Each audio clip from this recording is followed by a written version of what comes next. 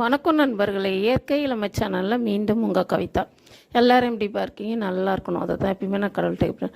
நானும் ஒரு மாதமும் மசாலா அரைக்கும் போதும் சரி, குழம்பு மிளகாத்தூள், கறி குழம்பு தூள் எப்பயுமே நான் இந்த மாதிரி க்ளீன் பண்ணுறதை காமிக்கணும் அப்படின்னு நினச்சிட்டே இருப்பேன். நிறைய வேலைன்றதுனால அதை மறந்துடுவேன். ஆனால் இந்த மாதம் அப்படி இல்லை. நான் உட்காந்து வீடியோ எடுத்தேன்ப்பா.